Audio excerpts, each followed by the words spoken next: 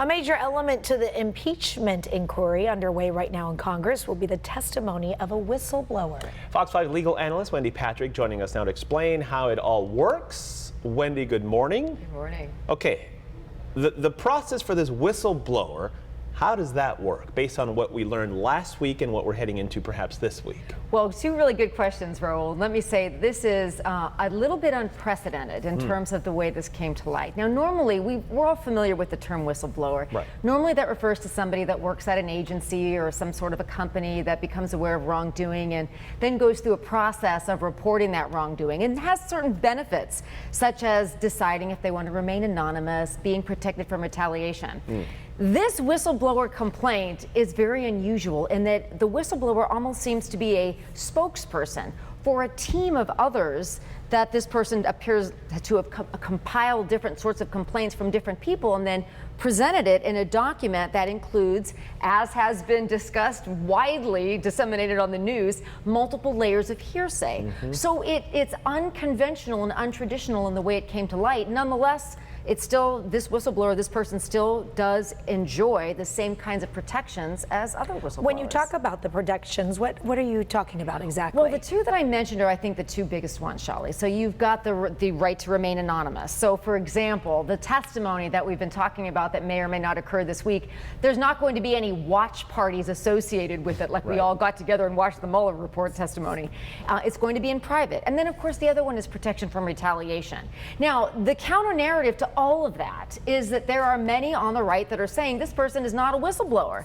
This is not somebody who acted in good faith, who does have the kind of reliable information that is supposed to be contained within a whistleblowing report. So we already have dueling narratives going into a week of what is likely to be probably very fiery testimony, but behind closed doors when this person is finally called in.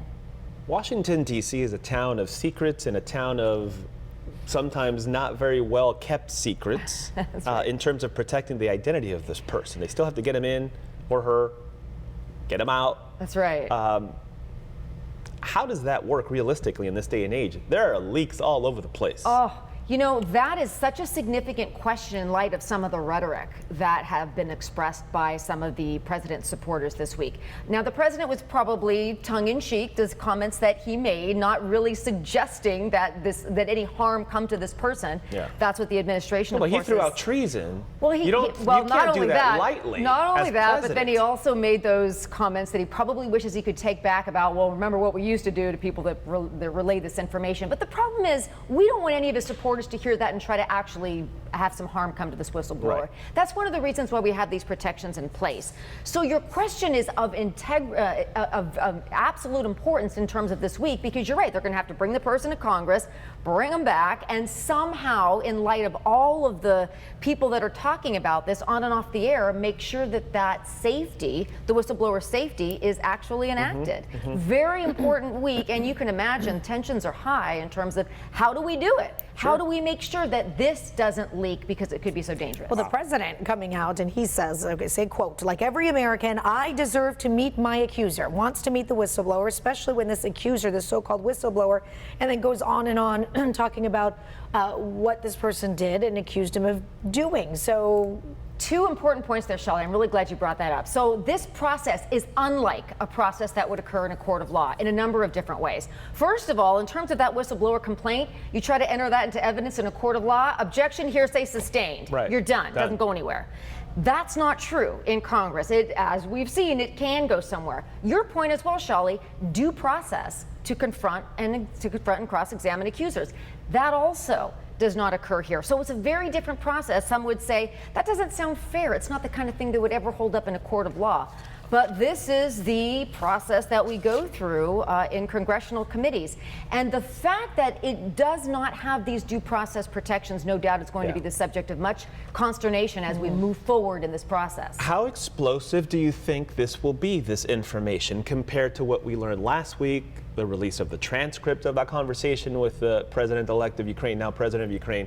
How explosive is the information this person has, especially what you mentioned, that this could be not just this one person, but a bunch of other people who could be telling him things? So far, not as explosive as it's been queued up to be. Here's why. We remember, as of recently, you had to have direct knowledge Right. to be a whistleblower. So very recently, they undid that requirement. So now you can have all this hearsay.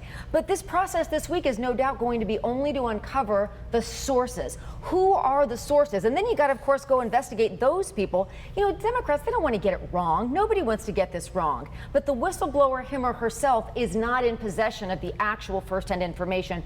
That's what this hearing this week is about, to try to get at the sources and then investigate those. Do they have information before this hearing, or are they kind of taking a chance with all of this in the impeachment inquiry before they know from the whistleblower what information he has? Well, that was the question that we were asking last week, because remember, Nancy Pelosi formalized the impeachment inquiry before Right. this complaint had even been released. So Even is that before a we had the rough gamble, or trans- does she know something? Well, to suggest that that information had somehow leaked, you would have think there would be some corroboration there, but Sure. we didn't hear any. So that's cart before the horse, that's for Wow. sure.